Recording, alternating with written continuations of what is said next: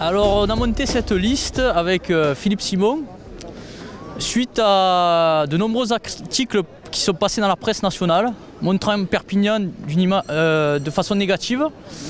Alors il y a eu TF1 qui a fait 2 reportages sur la fermeture, la fermeture des commerces en centre-ville. Il y a eu le Nouvel Obs et surtout l'Express qui classait le maire de Perpignan dernier dans tous les domaines. Voilà. Donc on a démarré sur Facebook. Philippe Simon m'a contacté via le réseau social et j'ai de suite accepté sa proposition. On s'est rendu compte que le département des Pyrénées-Orientales et Perpignan est reconnu non pas pour ses atouts, mais par ses défauts. Parce que économiquement ça va mal, on ne met pas en place des projets pour développer correctement ou le tourisme ou l'économie. Et c'est en ça qu'on s'est retrouvés, qu'on a décidé de se joindre tous ensemble en moins de 2 semaines pour constituer une liste de 55 personnes. Une semaine même. En une semaine. Donc voilà, après ça crève les yeux en fait. Ça crève les yeux aux yeux de Joanne, à mes yeux, aux yeux des autres personnes de la liste, que le département ne va pas bien, qu'on est dernier dans tous les classements, quoi. Et moi qui suis là depuis 1 an et demi, ça nous fait de la peine, quoi. Ça nous fait de la peine d'être considérés comme étant les derniers de la classe. C'est pas pour rien qu'il y ait un taux d'absentéisme aussi important. D'abstention, oui, pardon. Parce que les gens se désintéressent, ils sont désabusés. Parce que on parle du clientélisme, de ce système de caste où ce sont toujours les mêmes qui viennent se servir avant de servir déjà Perpignan. Voilà, donc c'est pour cette raison-là que nous, on a réagi en montant cette liste en toute dernière minute. Je pense qu'il manque à ce département une vraie élite. Car c'est un département malheureusement assez fermé. Moi je viens de l'extérieur. Je suis issu d'une famille catalane mais je viens de l'extérieur. Et à Perpignan et dans l'ensemble du département on a peur des élites. Car c'est la meilleure façon de garder le pouvoir. Si on ne fait pas venir d'élite, on garde le pouvoir. Donc il faudrait déjà une élite qui a vécu ailleurs, qui a une autre vision et qui arrive avec qui a une vision objective de la situation du département et de Perpignan. Déjà ça changerait beaucoup de choses. Et il faut bien les accueillir ces gens, parce que sinon au bout de 2 ans ils partiront, si on les dégoûte, etc. Si les jeunes engagés sont élus, alors évidemment il y aura de la critique sur cette proposition, disant qu'on est des magots, etc. Nous ne prendrons pas d'indemnité. Nos indemnités, on les donnera à des associations éducatives. Voilà. On doit montrer l'exemple aux contribuables perpignanais. Les caisses sont vides, donc on montre l'exemple. Nous on a un métier, donc la politique pour nous c'est pas un métier, donc c'est pas un problème. Pour certains c'est devenu carrément un métier, donc c'est pour ça que chaque année ils se représentent, nous non. Donc notre première mesure ce sera ça. Alors on va être critiqué, c'est des magots, etc. Mais il faut montrer l'exemple. Et ça fera beaucoup d'économies, déjà. On a calculé à peu près 5 millions d'euros. Il faut voter pour nous parce que déjà, pour la plupart des membres de cette liste, ils sont des militants associatifs qui améliorent le quotidien des Perpignanais et des Perpignanaises. Nous sommes la seule liste qui, n'a pas de souci de clientélisme. Nous sommes la seule liste,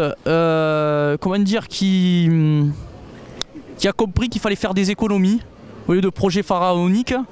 Voilà, c'est la liste du bon sens. Voilà. Pourquoi voter pour nous? C'est parce qu'on est la liste du bon sens. On a une moyenne d'âge de 37 ans, le plus jeune a 18 ans. Donc c'est vraiment, oui, c'est un exemple, pour une fois un bon exemple sur l'ensemble du territoire français. Voilà. Perpignan est montré de façon positive. Voilà. Je voudrais juste rajouter justement par rapport à la jeunesse. On peut associer jeunesse à une expérience.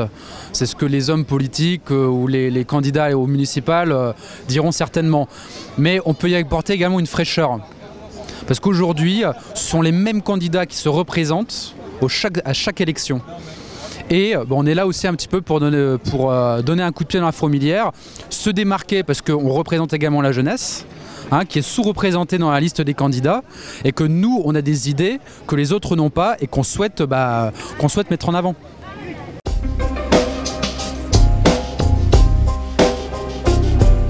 Il y a des gens qui ont des sensibilités politiques. Moi, par exemple, je suis le porte-parole des jeunes démocrates catalans, mais l'essentiel de la liste est apolitique. Il y a des gens de l'UMP, des gens du Nouveau Centre, du CDC, mais le 3/4, c'est apolitique.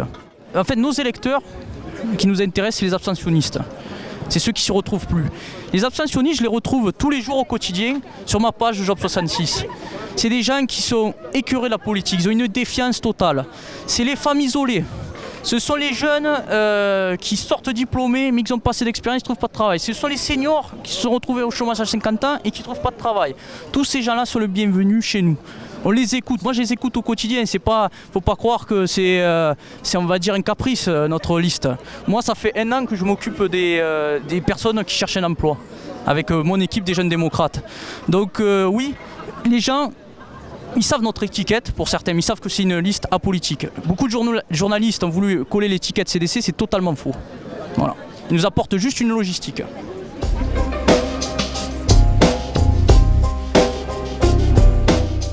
Ils ont eu les yeux plus gros que le ventre pour certains, je ne citerai pas qui.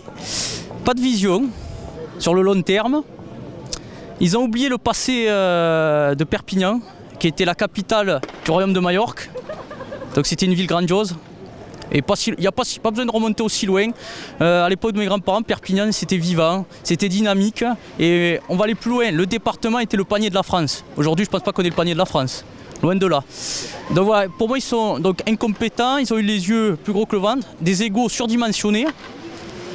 Ils veulent laisser une trace en faisant des monuments, des bâtiments, etc. C'est tout ça. Je vais aller plus loin. Ce sont des élus qui seraient élus nulle part ailleurs qu'ici. C'est une vocation. Pour moi c'est une vocation, je ne dirais pas un métier. Malheureusement quand ça devient un métier, après il y a des abus. C'est ça le problème. Vous dites, nos élus donc, sont devenus des politiques, ils en font un métier. Vous trouvez que la situation va mieux à Perpignan? Vous trouvez que le chômage a baissé? On va dire oui, la mairie de Perpignan, l'emploi c'est pas une compétence de la mairie. Mais en faisant venir des grandes surfaces, en augmentant la taille des grandes surfaces, vous ne tuez pas le centre-ville et des commerces? Et vous mettez combien de gens sur le carreau? En faisant des vœux, presque pendant tout le mois de janvier, sur le dos du contribuable, et les impôts ont augmenté de 7% en 4 ans. Vous trouvez que ça c'est correct? On peut faire des économies à Perpignan et utiliser cet argent après peut-être pour des chantiers d'insertion. Des chantiers d'insertion pour faire rester, même plus loin je vais dire, faire la promotion des secteurs qui embauchent le plus dans le département. Parce que l'artisanat embauche dans ce département, mais les gens ne le savent pas. Tout ce qui est boucherie, charcuterie, etc. Alors évidemment ça a une image très négative, qu'il faut se lever tôt, etc. Mais ça embauche et c'est très bien payé. Au lieu de faire des vœux qui coûtent beaucoup aux contribuables, mettons en avant les métiers qui embauchent dans ce département. Ce sera déjà pas mal. Une chose également que je voudrais ajouter, puisqu'on parle d'emploi. Les plus gros employeurs du département, ce n'est pas dans le privé. C'est pas ceux du privé. C'est le conseil général, la mairie de Perpignan et l'agglo. C'est pas normal. Il n'y a pas de département où les plus gros employeurs, ce sont ces structures-là. C'est pas normal. On ne met pas en avant le privé. Il n'y a pas d'emploi qui est créé. C'est uniquement ces structures-là. C'est pas normal. C'est ce manichéisme, voilà, gauche contre droite, qui fait qu'on ne met pas en avant tout le potentiel de la ville. Donc moi, ce que je penserais, c'est essayer de concilier les deux, parce qu'on a besoin du conseil général pour mettre en avant Perpignan, comme le conseil général a besoin de la mairie de Perpignan pour développer tout le potentiel qu'il mérite.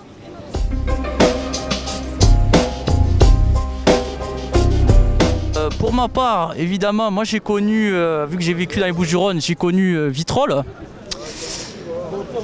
Vitrolles qui a été géré par le Front National, donc ça a été une catastrophe.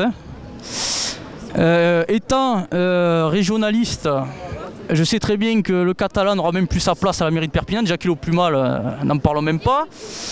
Donc non, évidemment j'ai une image très négative de ce parti, ça va de soi. Même s'il a changé, pour moi c'est toujours le même fonds de commerce. Je pense que nous, notre but, c'est de ne pas faire le jeu du Front National, de par ce qu'on veut mettre en avant. Parce que ils saisiront l'opportunité de d'utiliser voilà, nos différents éléments du programme. Après voilà, je pense que c'est dangereux de laisser le Front National s'approcher aussi facilement de la mairie de Perpignan, parce que les gens ils sont désabusés, ils sont écœurés. Ils sont écœurés de ce qui se passe, donc forcément ils voient à gauche ce qui se passe avec le conseil général, qui avec la mairie de Perpignan se tire dans les pattes. Donc et oui, donc quelque part c'est pas un choix délibéré de leur part, je pense que c'est un choix par défaut, parce qu'ils sont écœurés de voir le clivage gauche-droite qui se répète dans toutes les villes et en France.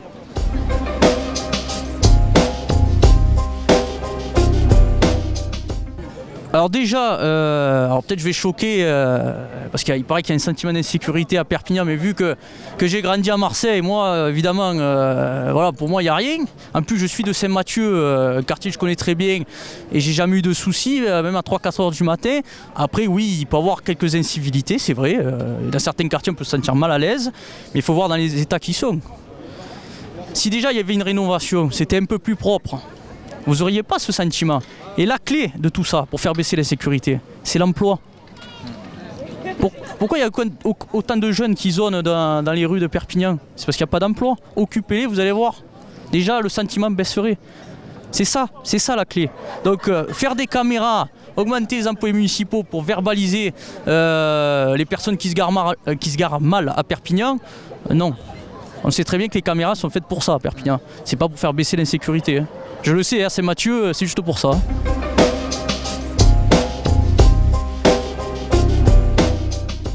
Il y a quelque chose qui est marquant, Perpignan, c'est qu'on a un beau patrimoine, mais il n'est pas exploité. Il n'est pas exploité et on parle maintenant de notre projet, c'est une révolution touristique. C'est-à-dire mettre en avant Perpignan et de faire Perpignan une ville touristique, car c'est une ville de passage. Déjà, ça changerait beaucoup de choses. Ça attirerait des investisseurs, etc. N'oublions pas que Perpignan est la vitrine de l'ensemble du département. C'est la plus grande ville. Si cette ville, sa préfecture, si cette ville est montrée de façon négative, comment vous voulez faire venir des investisseurs? C'est logique. Ils ne viendront pas dans une ville où on nous dit qu'il y a beaucoup d'insécurité, où il y a beaucoup de chômage, de la résignation, etc. Donc tout ça, évidemment, au niveau national, ça pose problème. Donc il faut déjà faire de Perpignan une vitrine positive. Voilà. Ça c'est très important. Ensuite, il n'y a pas besoin de, comme font nos élus, gaspiller des millions. Il y a des gens très compétents qui, par leurs actions, dans des associations, etc., permettront de redorer le blason de cette ville et d'insuffler vraiment une dynamique. Moi par exemple, au niveau de l'emploi, on a monté avec un groupe de jeunes, Job 66, qui est devenu la référence de l'emploi dans le département. Ça coûte 0 € aux contribuables et ça marche du tonnerre parce qu'il y a une véritable réactivité. Voilà. Déjà pour développer le tourisme, il faudra déjà commencer par mettre en valeur les outils qu'on possède déjà dans Perpignan. À titre d'exemple, il y a le Palais des Rois de Majorque, qui doit être géré par le conseil général et qui n'est nullement mis en valeur. C'est-à-dire que quand on rentre dedans, déjà c'est pas gratuit, déjà, donc il faut payer pour y entrer. Et puis de deux, c'est vide. C'est vide, alors que ça devrait être la vitrine déjà de la ville, quand on sait qu'également l'hôtel... Oui, par exemple, ou l'hôtel Pams. En fait, c'est-à-dire que les gens, avant de commencer à travailler sur des outils qu'on possède déjà, ceux qu'on vient de citer, ils préfèrent parler d'un tramway, de projets pharaoniques, alors que déjà on n'en a même pas les moyens. On est la commune du sud-ouest de la France la plus endettée. Non, même de France. Par habitant. Hein, j'avais vu dans Capital, on est à plus de 3 900 € d'endettement par habitant. Donc déjà, voilà, il y a un problème à ce niveau-là. Il y a un potentiel, voilà, au niveau du patrimoine, au niveau territorial également. C'est quand même, on est l'un des départements qui possède à la fois et la montagne et la mer. On est proche de l'Espagne et pourtant, Perpignan ne vit que 3 ou 4 mois par an, c'est-à-dire l'été, quand il y a les touristes qui viennent parce qu'il y a la plage à côté. Voilà, sinon c'est une ville qui dort, quoi. Sinon l'hiver c'est triste, c'est vraiment triste. Les étudiants Perpignan, les jeunes, sont résignés dès le départ parce qu'on leur dit sans arrêt, vous faites une formation pour aller travailler ailleurs. Alors pourquoi se battre pour Perpignan et le département ? Si on vous dit de toute manière il faut partir. Si on vous dit dès le départ que c'est mort, Vous n'avez pas cherché à rester. Moi, quand je me suis installé ici, on m'a dit que j'étais fou. Mais tant pis, alors je suis fou. Mais j'ai monté mon entreprise et ça marche très bien. Il faut de la volonté, de l'envie, du soutien et croire en ses rêves. À Perpignan, on ne croit plus. C'est ça le problème, on ne rêve plus à Perpignan. Voilà, donc à un moment donné, il faut croire en son potentiel. C'est ça qui manque. Et il faut évidemment qu'un jour nos élus soient de véritables commerciaux, c'est-à-dire qu'ils aillent à Paris aller chercher les entreprises, ce qu'ils ne font toujours pas.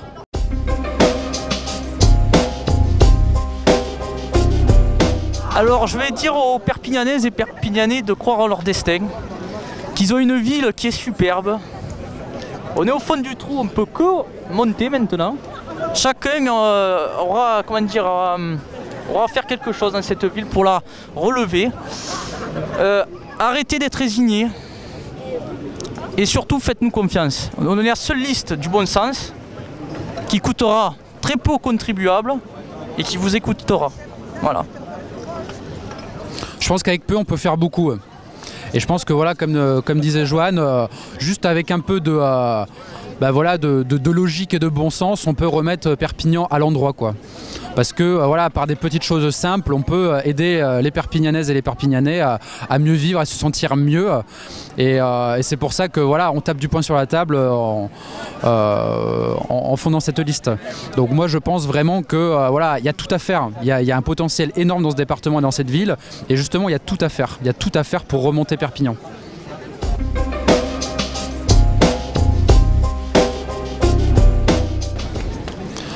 Parce qu'ils n'ont pas envie de nous voir trimer, à devoir effacer toute la dette. Oui, c'est vrai, à trimer sur la dette que va nous donner le maire sortant de Perpignan avec toutes les dépenses pharaoniques qui ont été effectuées. Voilà, donc peut-être qu'avec le minimum d'empathie qu'ils auront, ils se diront écoutez, peut-être qu'il faut faire quelque chose. Et peut-être qu'il faut voter pour eux justement. Edouard a totalement raison, on est endetté pour 30 ans, notre génération, mais ces gens que vous dites, Franck, ils ont leurs enfants ou leurs petits-enfants qui ont dû quitter le département. Et ça compte, et ils le savent. Et de voir qu'il y a des jeunes qui sont restés, ça leur donne de l'espoir. Voilà. Donc moi j'ai été expatrié, je suis revenu, vos enfants peut-être un jour ils pourront revenir. Et vos petits-enfants.